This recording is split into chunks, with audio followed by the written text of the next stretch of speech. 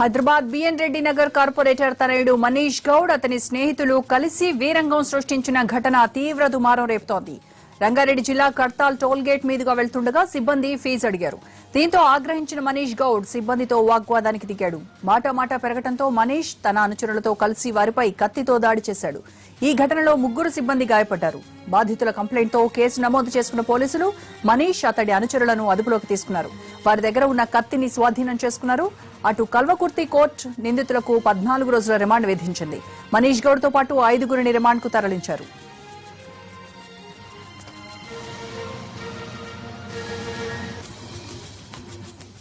Kadthal toll gate సిబ్బందిపై దాడి చేసిన ఘటనపై మంత్రి కేటీఆర్ స్పందించారు. నిందితులు ఎవరైనా వదిలేదే లేదన్నారు. తగిన చర్యలు తీసుకుంటామన్నారు కేటీఆర్.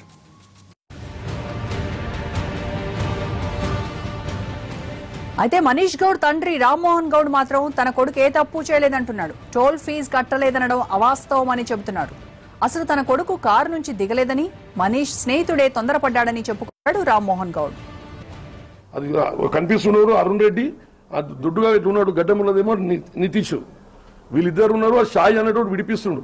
మనోడు బండి మనీష్ బండి కారణంగా కూర్చుండు. ఇది అవుతుంటే ఇంకా భయపడి బండి వాళ్ళ విజువల్స్ కనిపిస్తుంది.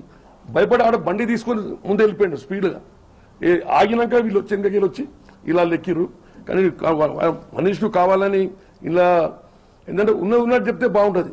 మనీష్ కత్తి పట్టుకోలేదు, మనీష్ కొట్టలేదు, ఏది దాడి చేయలే. కానీ ఉన్నాడు ఆడ మళ్ళీ బండి మనీష్ది కాబట్టి మనీష్ కూడా మిమ్మల్ని కంపల్సరీ ఆ గ్రూప్లో పెట్టాల్సి వస్తుంది.